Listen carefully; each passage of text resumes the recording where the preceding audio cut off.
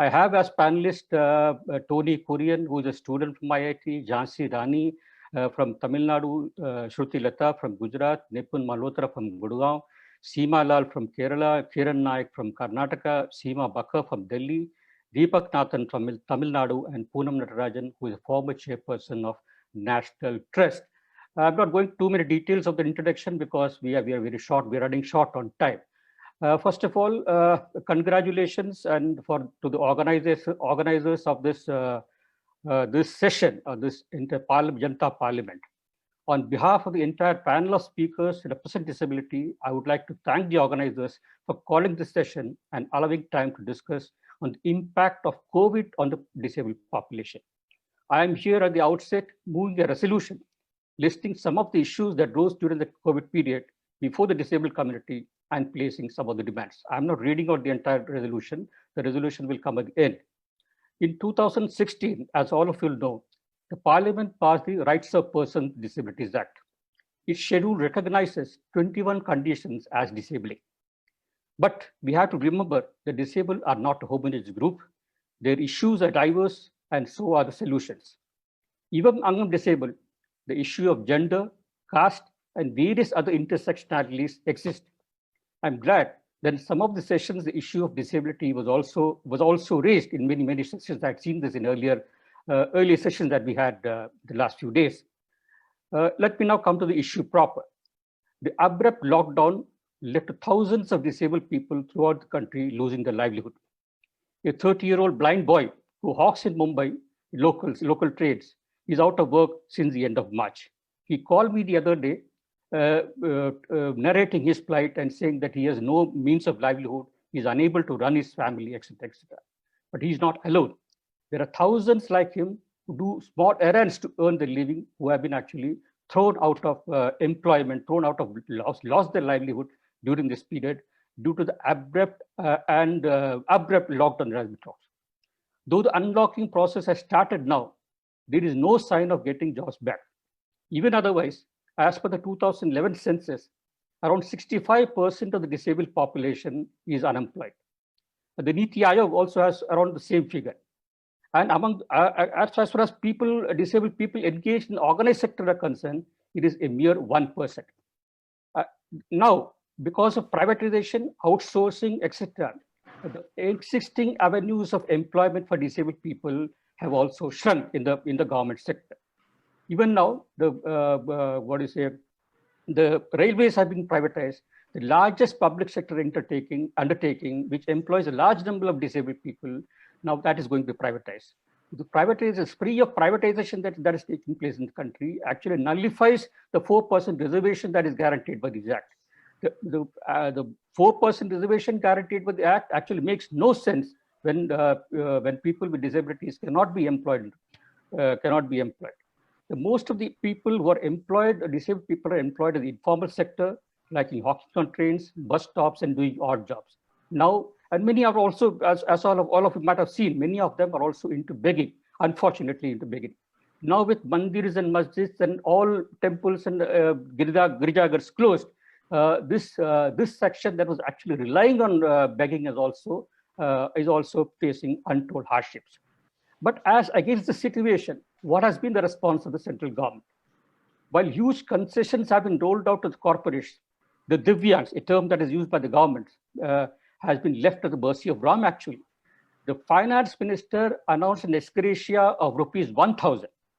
But what she hid from all of us is that this amount would be transferred to only those covered under the Indira Gandhi National Disability Pension. Others are not being covered. Let us be very clear about this. And this is only given to those, and this National Disability Pension goes only to those who are 80% or more of a disability and are under the BPL category. No special schemes or loan announcements have been made for the disabled in this Atmanirbhar sort of thing that they have come about now. As Atmanirbhar is a newly coined and newly discovered term actually for all of us. However, we also need to understand, even if we talk about people who are covered under the scheme, it is only 3.81% of the disabled population who are covered under the scheme. And again, I say, this is the population that has been identified by the 2011 census.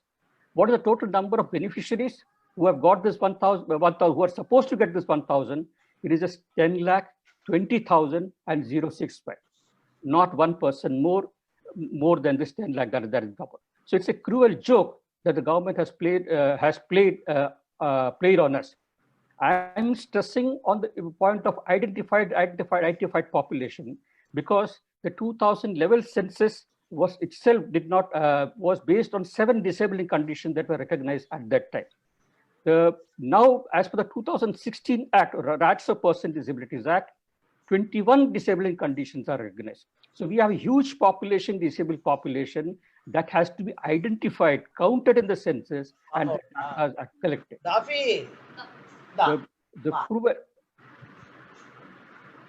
Somebody is interrupting me.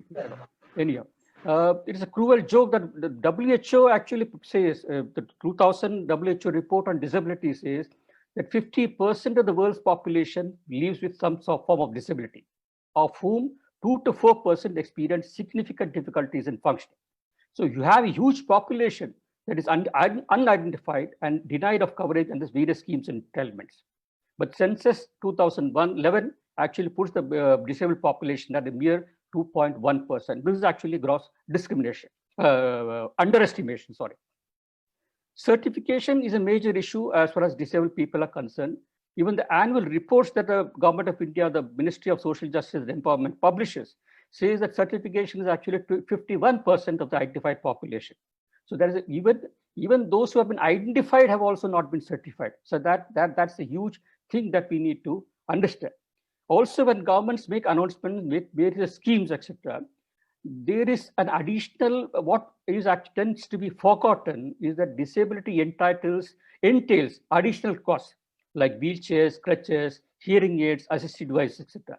These are actually not factored into when schemes are announced. Then in the COVID time also, what we had found out is that issue of health, actually access to healthcare during this period. Most disabled people have some health issue or the other. This they were denied because of with COVID. All hospitals were turned into COVID care centers, most of the government hospitals. So regular care was denied.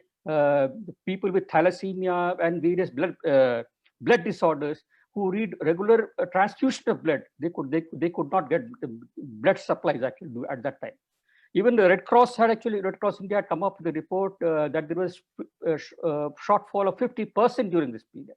So, and treatment for various other diseases also, medicines were not available. All those treatments, actually non-COVID conditions were actually ignored during this period, including people with disability who had various conditions.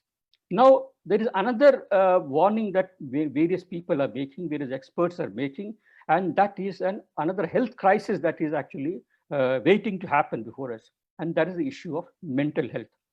Loss of livelihood, the fear generated by constant bombardment of COVID news, lockdown, uncertainty exams, also students actually, when their exams will be held, whether it will be held or not, whether the sessions or classes will start or not, all these things have actually huge mental impact, huge mental fallout actually.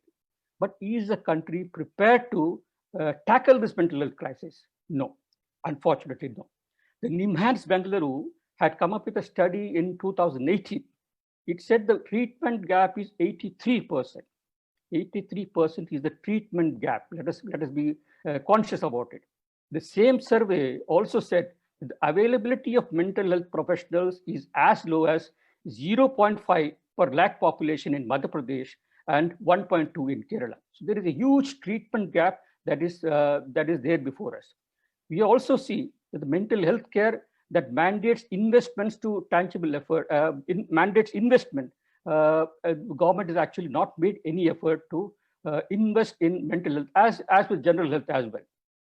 This is one thing. Students have been impacted. Other speakers are going to speak about it. I'm not going to that issue. Now, the issue is we have introduced, the government has actually, during this period, has utilized the situation to pursue its own agenda in various forms. It has also introduced a new education policy 2002. This education policy, at various places, it talks about equity, it invokes the RPD Act, etc., etc. But one thing that needs to be underscored is that privatization, the thrust of the policy is of privatization and commercialization.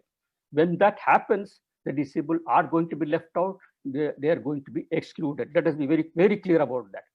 Oh, another issue actually that I would like to highlight during, that we have faced during this pandemic period is an increase in cases of domestic and sexual violence against women with disabilities.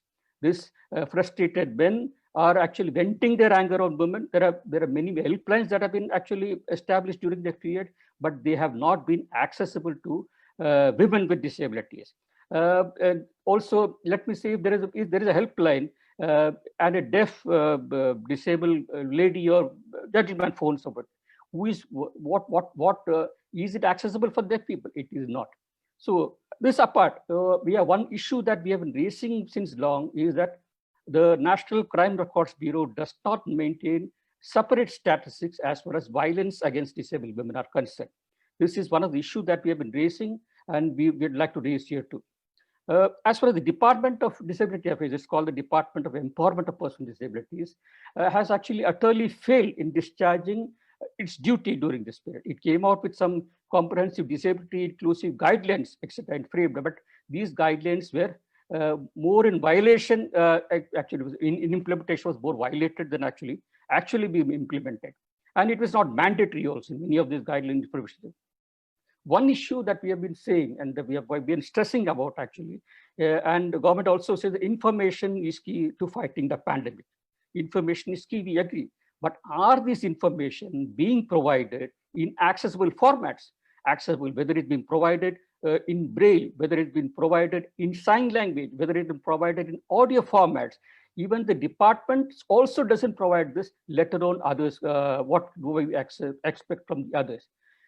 In between all of this, like I said, the government wants to pursue its agenda. It brought about, it proposed to amend the Rights of Persons with Disabilities Act, and it sought to do away with the penal provisions that are contained in the Act. It is after a very long struggle that the penal provisions were actually introduced in the Act, brought into the Act. Now this was actually sought to be removed from the Act, but the disabled sector as one voice actually opposed it. Of course, there were people who supported it also. A small section also supported it, but large section of the disabled population, disabled circles actually, activists and organizations actually opposed this, and the government had to as hastily as it brought it, it actually had to be withdrawn also. But there were some good practices also during this period. I would not say that entire country has been the same, but there have been good practices. Some practices followed in Tamil Nadu, some practices followed in Kerala. Kerala has been an example for all of us in various other things. I'm not going to all those things, but it made guidelines in accessible format. It had lists in advance of people with disabilities and people with elderly to whom it provided rations, etc., and all. So all these things are there, which could have actually replicated in other states.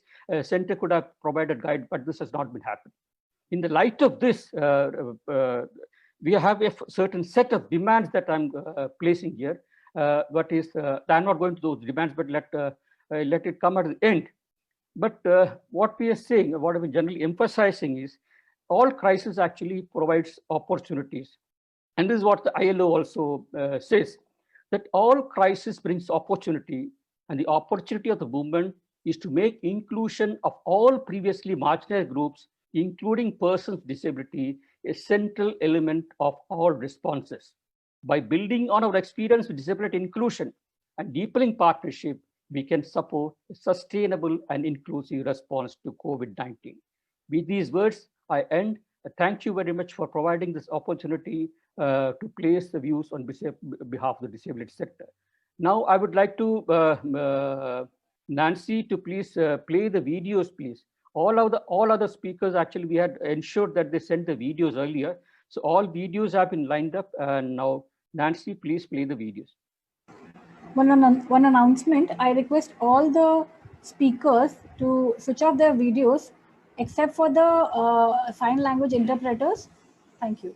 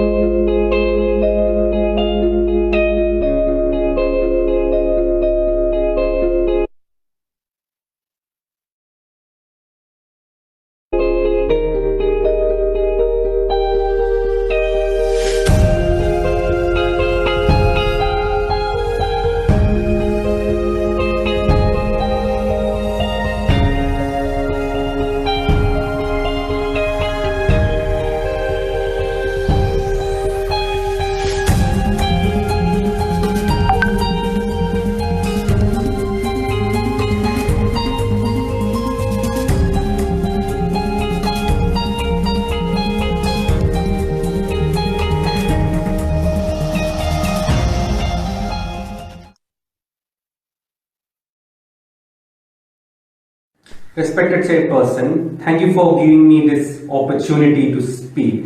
Let me bring to the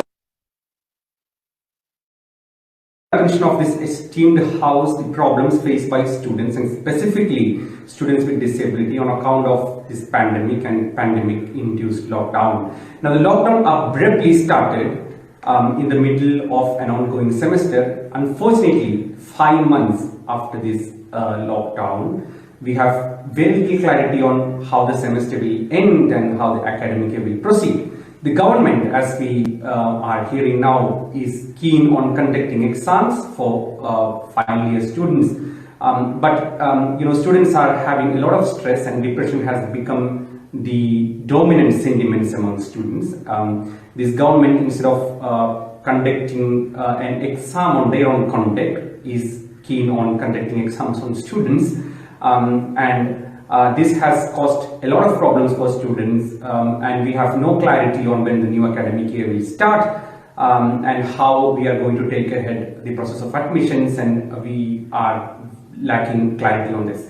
Let me also bring to the attention of this house the issues related to online classes. Now, the digital learning has become the go-to method for our academic community, but as a country like that of ours, with diverse socio-economic backgrounds, I would like to emphasize in this house that many students are facing problems while accessing online materials. A lot of students with disability, I should say, lack the assistive devices they use in their everyday academics when they are at home, and that this put them at a disadvantaged position in pursuing the academic material. This has compounded the problem, and many students who stay on campus, and students with disability, and they access their academic material using assistive devices, cannot stay on campus as of now, and they are forced to learn from home, but this cannot happen obviously because of this lockdown. Now, we need more thought to be put into this. There need to be more measures taken so that the learning process is inclusive, therefore I speak here and I support the resolution moved by Sri Muralidharan, and I hope that the government put more attention into solving the problems of students, both on account of conducting exams and making the online classes more inclusive. Thank you.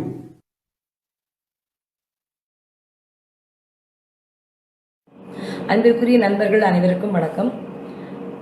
India உள்ளிட்டு உலகம் முழுவதும் COVID-19 virus தொற்றின் காரணமாக பாதிப்பும் பயமும் ஏற்பட்டிருக்கக்கூடிய இந்த சூழ்நிலையில் ஜனதா பார்லிமெண்ட் நிகழ்ச்சியில் நாம் சந்தித்துக் கொண்டிருந்து விவாதித்துக் கொண்டிருப்பது என்பது ஒரு பாராட்டுக்குரிய நல்ல முயற்சி.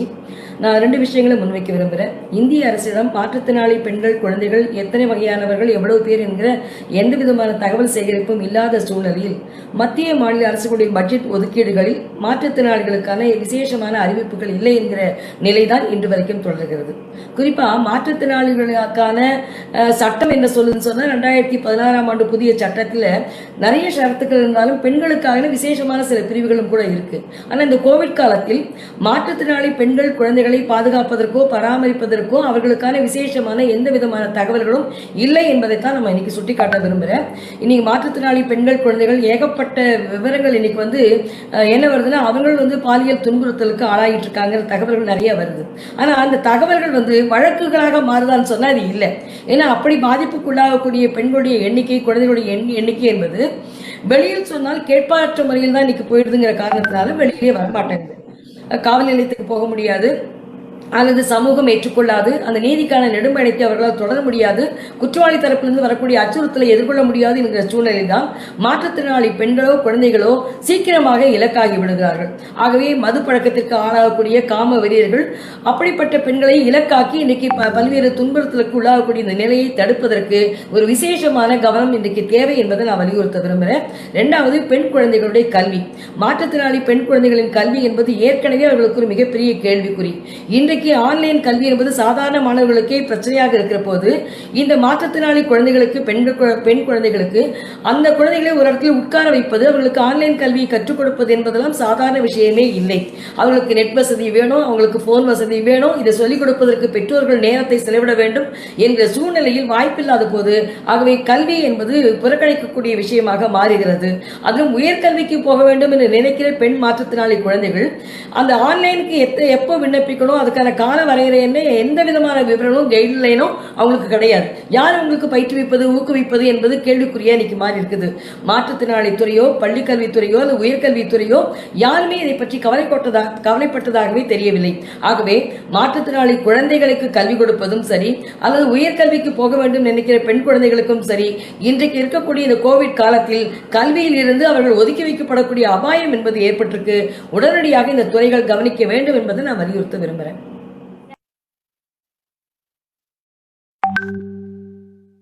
Respected Chairperson, thank you very much for giving me a chance to speak today.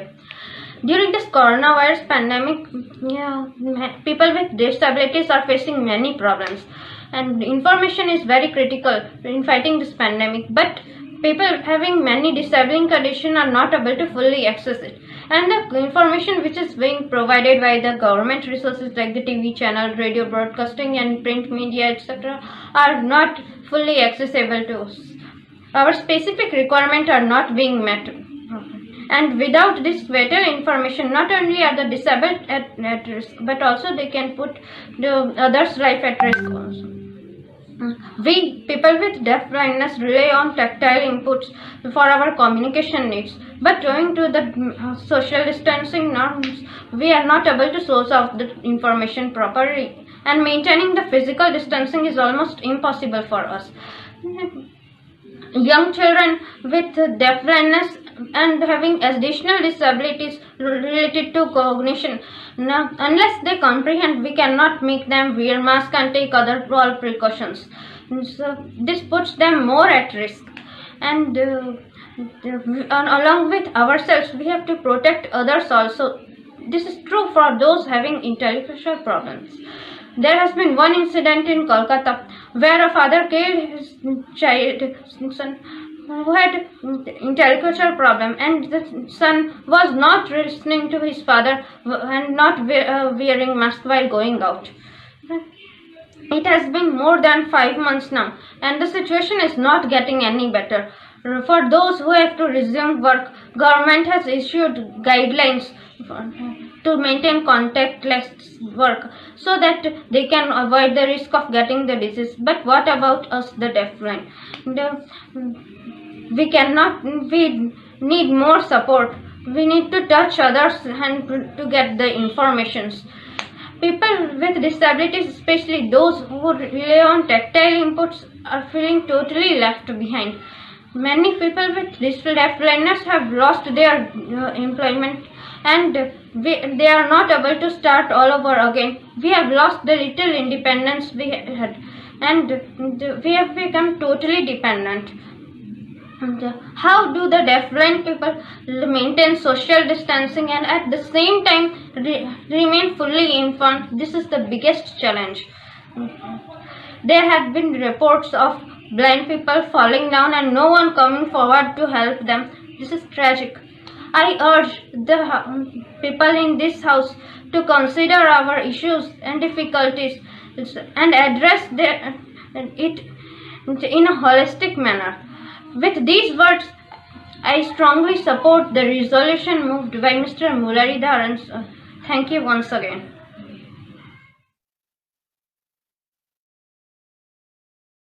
I'm a person with a disability in urban India. I run an organization in urban India, and that's I've closely seen how in cities like Delhi NCR, persons with disabilities have struggled through COVID. The first challenge came when the lockdown was announced, and attendance and caretakers to persons with disabilities were not really on the exception list, getting curfew passes so that they could serve persons with disabilities. People like me depend on attendants and caretakers for very own physiological needs. I cannot survive without my caretakers. And that's why it was extremely shocking that the government had not really taken care of these things. Persons with disabilities had to struggle going through the bureaucracy of various state governments, ensuring the attendants and caretakers come on the exception list so that they can be given curfew passes as essential services to persons with disabilities during such a time. The second challenge was that even persons with disabilities were not really getting groceries at the doorstep, and the government had not even thought about it. There were a lot of private initiatives that were started, including an initiative I co-founded with a few friends in Delhi called Project Delhi, where we delivered groceries to more than 2,100 people in Delhi. But there was no such government scheme nationally across this country. A lot of NGOs rose up, but I think this is the space area of the government, that if you're shutting down the entire city, how do you expect persons with disabilities to survive, get their basic groceries, etc.?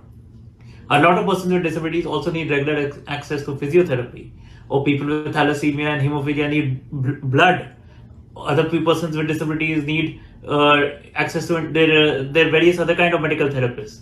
But the government had not really thought through all of this, and it was a challenge to access these medical facilities, which was kind of life-threatening for a lot of persons with disabilities because they could not get access to the medical facilities they require. The next thing that I want to talk about is really work from home, which even the Ministry of Social Justice and Empowerment gave a circular that persons with disabilities who are in government jobs should be allowed to work from home. Soon, a lot of government departments started calling their disabled employees back to the workplace during that particular time. And the Ministry of Social Justice and Empowerment was acting more like a grievance redressal cell for people with disabilities, who was writing to them, and then the Ministry of Social Justice was responding to them by writing to the specific ministries. It is unfortunate that none of the other ministries really had that sensitivity towards disability during these crucial months. And I think what is really needed is more communication between the Ministry of Social Justice and Empowerment and various other ministries. Maybe having a nodal office in every ministry, or having a joint secretary level expert in every ministry, which might actually be better because that person would be empowered to make decisions, whereas looking at disability in policy itself, rather than looking at disability in a reactionary way.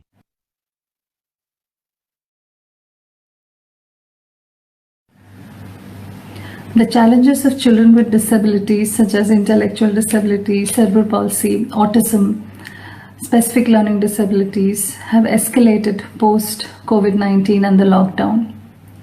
The therapy centers, the special schools, and the few inclusive schools, which were earlier too inadequate, unaffordable, or inaccessible to the majority, are now physically shut for all. The livelihood of the single earning member in the family is also at stake. The mothers are now burdened with the household chores throughout the day with all the members at home.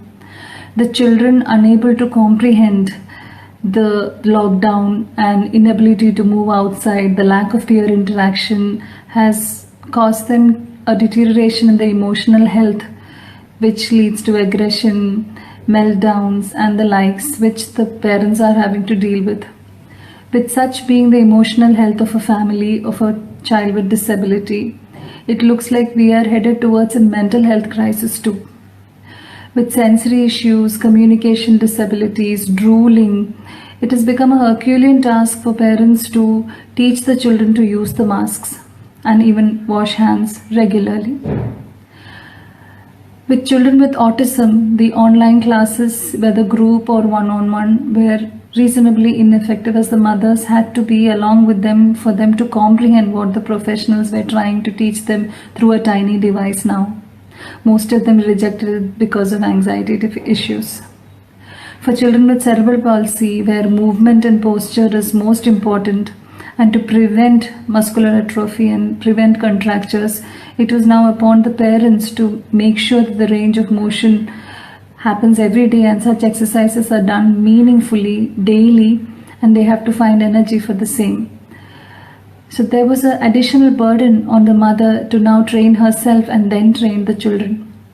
For children with specific learning difficulties, and with the schools moving into online examinations as well, nobody knew who was to do the assessments now, who's going to give the disability certificates for them to avail the exam accommodations. They were not able to comprehend the influx of information that came via YouTube, videos, PowerPoints and texts, and they found, and the little voices that they had even earlier have been muted and they're almost invisible in this group online classes. With such wide range of issues, despite these issues, it looks like the authorities have been found wanting in responding to it.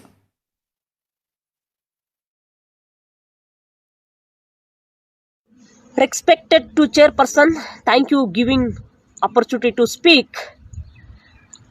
Karnataka government free ration देने को ये lockdown time में पूरा fail हो गया। Disability and transgender को scheme नहीं बनाया, एक फाइनेंशियल एसेस नहीं किया, क्या चाहिए तो वो नहीं बनाया। ट्रांस एंड डिजेबिलिटी लोग को रेशन कार्ड नहीं है, आधार कार्ड नहीं है, आधार कार्ड है तो रेशन कार्ड है तो रेशन लेने के पैसा नहीं है। कर्नाटका गवर्नमेंट डिजेबिलिटी को, ट्रांसजेंडर को 4 मंथ्स का पेंशन पेंडिंग दिया, अभी नहीं दिया वो। ये कर्नाटका गवर्नमेंट टोटली फेल्ड है। तो सेंट्रल गवर्नमेंट आल्सो अनाउंस किया, ये कोविड-19 बजट रिलीज में 1000 रुपीस फॉर डिजेबिलिटी देने के अनाउंस किया, बट 90% डिजेबिलिटी को ये पैसा नहीं गया है। ये जोक कर रहे हैं हमारा कम्युनिटी के साथ। क्यों? हम हमारा कम्युनिटी को साथ अभी ये लॉकडाउन में ज्यादा प्रॉब्लम में है हम। तो हम मुरलीधरन रेजोल्यूशन को हम सपोर्ट दे रहे हैं। Thank you.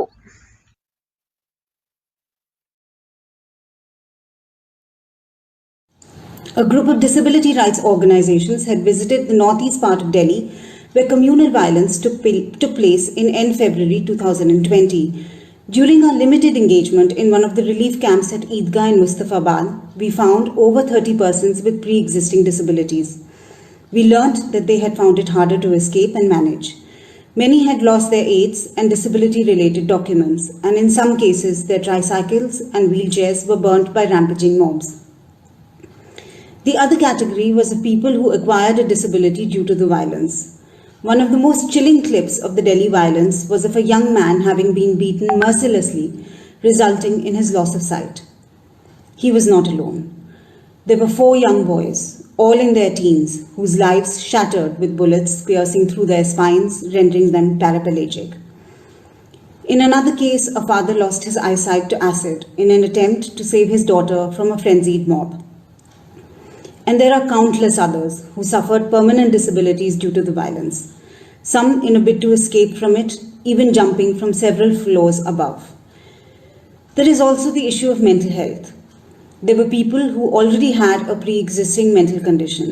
Scenes of the killings, violence and destruction has led to a sharp increase in the number of people who would be requiring counseling and treatment on a permanent basis. People continue to have nightmares, suffer from anxiousness and severe depression, amongst others. It was in this situation that the lockdown was announced.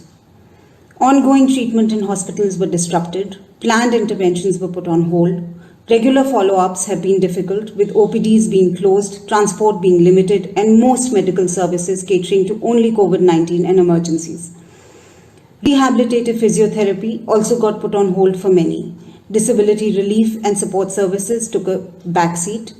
Mental health services were also disrupted.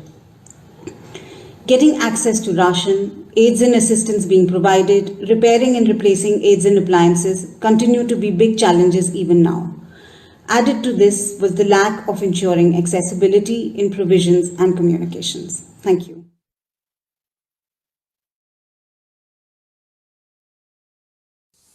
नमस्कार, मेरा नाम सुरेश दोंडगे। मैं the leprosy mission trust India के leprosy mission Kothara hospital Amravati Maharashtra में as अ programme manager काम करता हूँ। 1996 में मुझे कुष्ठ रोग हुआ था। उसके बाद में दवाई खाकर मैं पूरी तरह से ठीक हुआ हूँ और अभी मैं बाकी कुष्ठ रोगी और विकलांग लोगों के लिए काम कर रहा हूँ, उनके पुनर्वसन के लिए। जब भी कोरोना की वजह से लॉकडाउन हुआ तो आम जनता को बहुत सारी दिक्कतें हुई, बहुत सारी समस्या से उनको गुजरना पड़ा, लेकिन उसमें हमारे कुष्ठ रोगी भाई बहनों को और ज़्यादा समस्या से गुजरना पड़ा।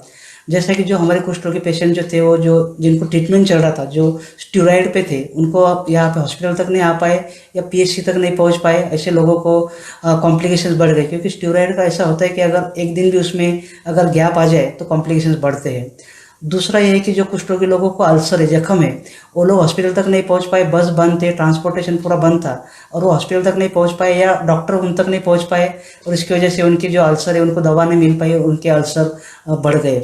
जो लॉकडाउन में जो क्वारंटाइन सेंटर थे, जो जहाँ पे लोग रह रहे थे, जिनको जो सस्पेक्टेड केसेस थे, उसमें कुष्ठ रोगी लोगों के लिए कोई प्रावधान नहीं था, क्योंकि पहले ही कुष्ठ रोग में भेदभाव होता है उसमें, और कोरोना हो गया तो उन पे वहाँ पे उनको कंफर्टेबल नहीं था। जो भी क्वारंटाइन सेंटर थे उसमें इवन जो एक्सेसिबल होने चाहिए विकलांग लोगों के लिए, वो भी क्वारंटाइन सेंटर एक्सेसिबल नहीं थे। जो कुष्ठ रोगी लोगों को काम मिला था, ऐसे कुष्ठ रोगी लोगों को काम जल्दी कोई देता नहीं, लेकिन जिन लोगों को काम मिला था वो लॉकडाउन की वजह से उनका काम चला गया, उनकी रोजी रोटी चली गई और उसके जो रोज के जो खाने के हैं वांदे हो गए। उसमें यह है कि जो कुष्ठ रोगी लोग हैं, जो जिनको डिफॉर्मिटी है, जो विकलांगता है, उन लोगों को तो हर कोई काम नहीं देता है, तो ऐसे लोगों को मजबूरी में बेगिंग का या भीख मांगने का काम करना पड़ता है। और ऐसे बहुत सारे लोग जो हमारे कुष्ठ रोगी भाई बहन हैं, जो भीख मांग के अपना गुजारा कर रहे थे, लेकिन लॉकडाउन की वजह से कोई लोग बाहर नहीं घूम रहे थे तो उनको भीख भी नहीं मिल रही थी। और वो लोग ऐसे थे कि जो ना कॉलोनी में रह रहे थे ना गांव में रह रहे थे, उनका कोई रिकॉर्ड नहीं था, तो उनको जो रेशन वगैरह जो रिलीफ मटेरियल मिलता है वो भी उनसे उस मटेरियल से भी वो लोग वंचित रह गए, तो उसको और ज़्यादा समस्या से उसमें गुजरना पड़ा और उनके रोज़ के उनको रोटी मिलने का मुश्किल हो गया था। अपने भारत देश में ऐसे 102 ऐसे कानून है जो कुष्ठ रोगी लोगों के खिलाफ है, जो कुष्ठ रोगी लोगों को स्टिग्मेटाइज करते हैं। जो पेंशन मिलता है वो हर स्टेट में अलग अलग क्राइटेरिया है, तो उसमें बहुत सारा जो स्टेट है उसमें 200 रुपये भी पेंशन नहीं मिलता है, तो ऐसे में क्या उनका गुजारा होगा। तो उस राज्य में, उस स्टेट में कुष्ठ रोगी लोगों को और ज़्यादा समस्या से गुजरना पड़ा। जो सर्टिफिकेट होता है कुष्ठ रोग का, उसमें भी नेशनल लेवल पे स्टैंडर्डाइज गाइडलाइन नहीं है, तो अगर मन में आया तो उनको 40% दिया जाता है या फिर उनको वापस भेज दिया जाता है। तो आम जनता को कोरोना की वजह से, लॉकडाउन की वजह से बहुत सारे चैलेंजेस हुए, बहुत सारी दिक्कतें आ गई, लेकिन उसमें हमारे कुष्ठ रोगी भाई बहनों को उसमें ज़्यादा दिक्कतें आ गई, ऐसा मेरा मानना है, ऐसा मेरा अनुभव है और मैंने खुद उसको देखा है, एक्सपीरियंस किया है। Thank you.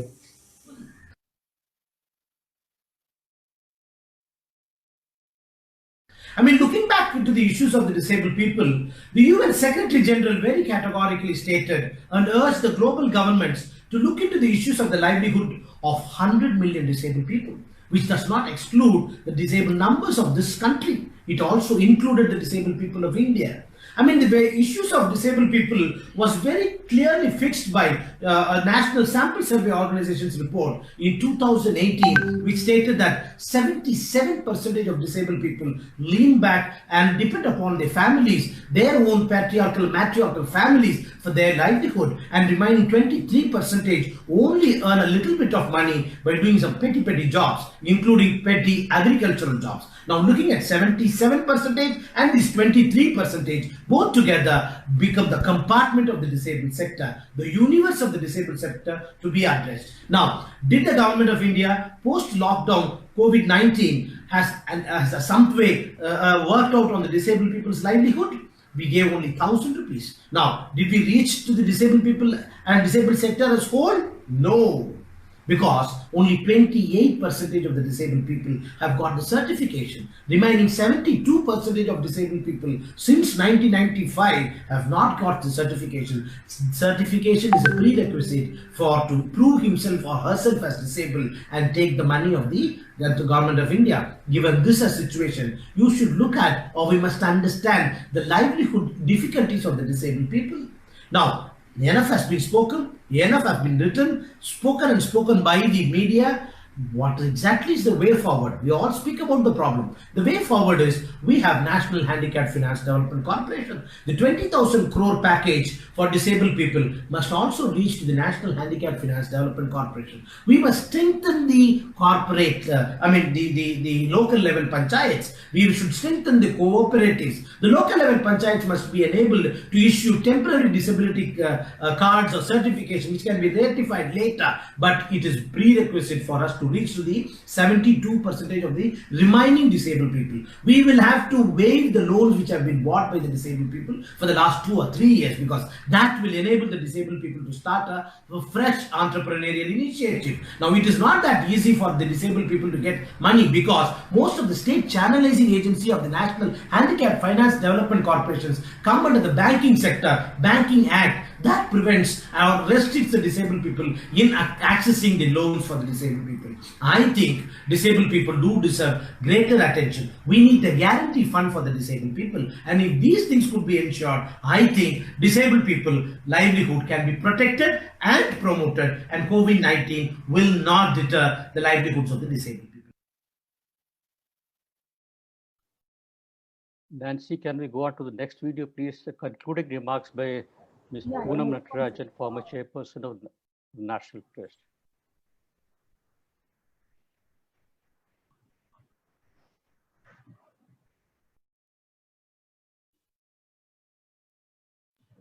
We can't hear anything.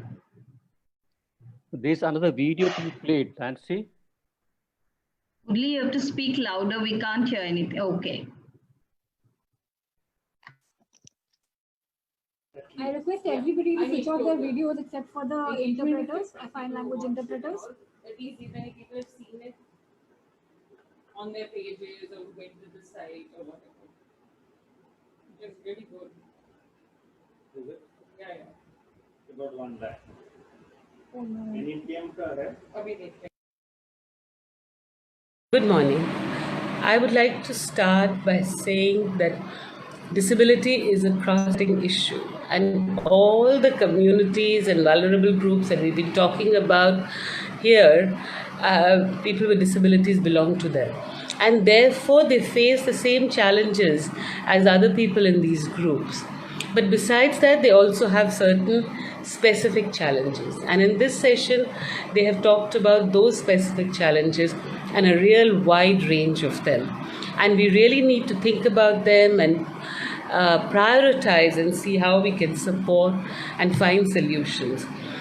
I think the first and the most important issue is that of certification, because certification is very tedious to get, and it takes a long time, and first of all it needs to be fast-tracked and simplified so that more and more people with disabilities can get their entitlements and get some kind of support.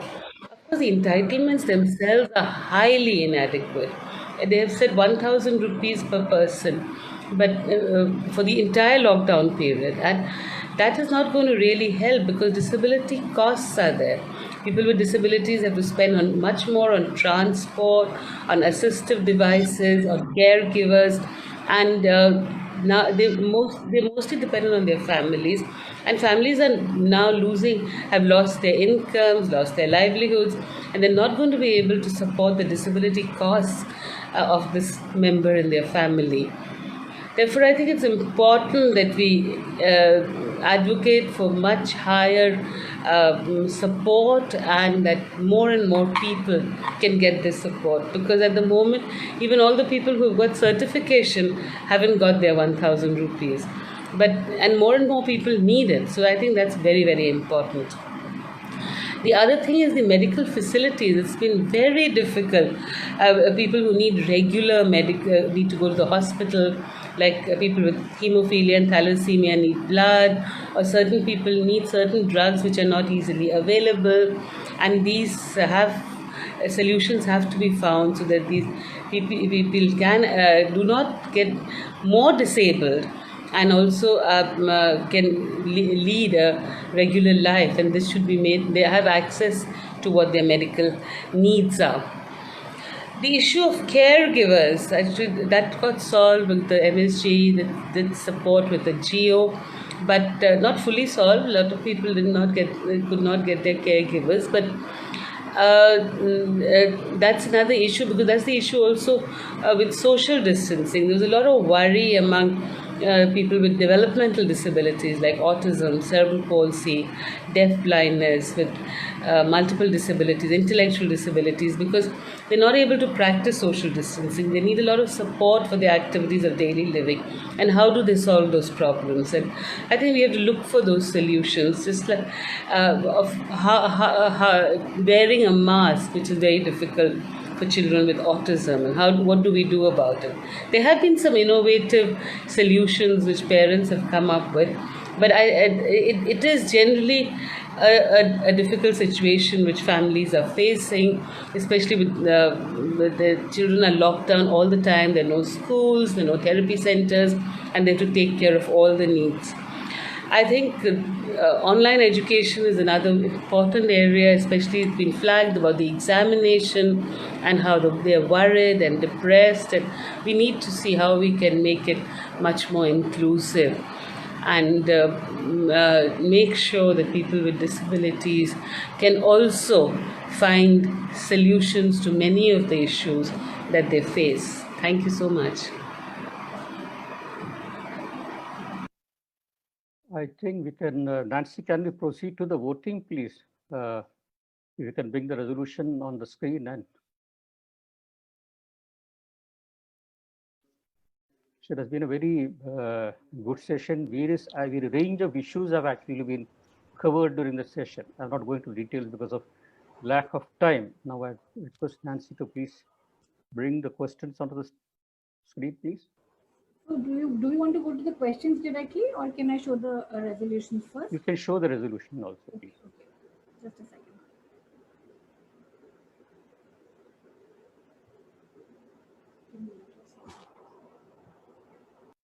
Resolutions on disability.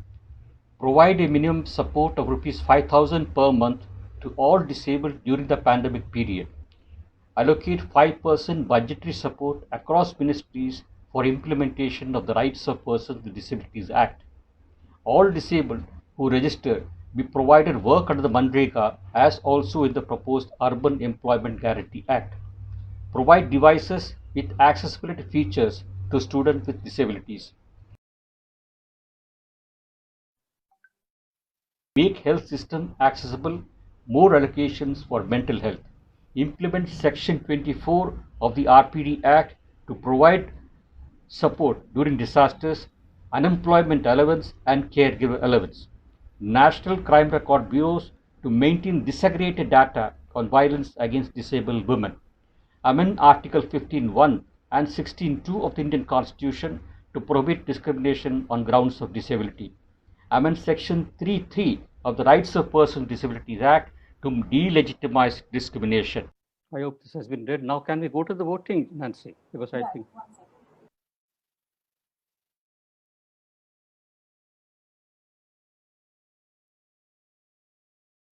All issues except the last two, actually, amending of the Constitution and amending the RPD Act have been talked about during the session.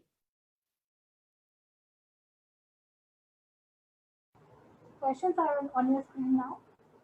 सवाल आपके screen पे हैं. जो लोग computer से zoom use कर रहे हैं या देख रहे हैं, वोटिंग के लिए स्क्रॉल करें, आपको सारे सवाल नीचे दिखेंगे. जो लोग फोन से वोट कर रहे हैं वो कृपया नेक्स्ट पे क्लिक करें बाकी सवालों को देखने के लिए. People who are voting from their computers, please scroll down to see more questions. People who are voting from their phones, please click on next to see more questions. You have 30 more seconds to vote.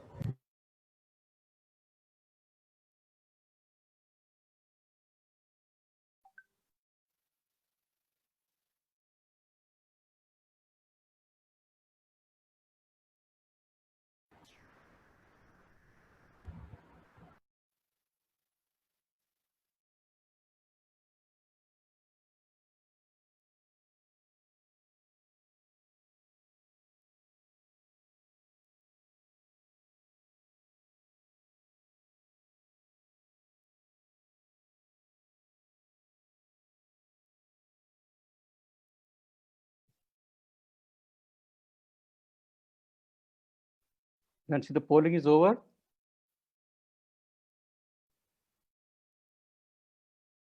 Yes, it is over. You can share the results. I'll share the results. Actually, we had actually put up 6 questions. One is, should the government provide minimum support of 5,000 per disabled to all per month to all disabled? It has been 100% voting for that. People, the entire house has voted for it with no exceptions. Should the government allocate 5% budgetary support to all ministries for implementation of RPD Act? It has been 100% voting for that resolution also. And should all disabled who register under Manrega and the proposed Urban Employment Act be provided jobs? That also has received 100% polling, 100% votes. Should government provide devices with accessibility features to students with disabilities? That has received 97%, though 3% have actually voted against it, but 95%, the overwhelming majority has voted for it. And should the healthcare system be made accessible and more allocations for mental health? This has also received 100% vote. And should NCRB, National Crime Records Bureau, maintain separate statistics on violence against disabled women? Here also 100% voting in favor of the resolution. And as far as Article 15.1 and 16.2 of the Indian Constitution to amend it to prohibit discrimination on the ground of disability also has received 100% voting.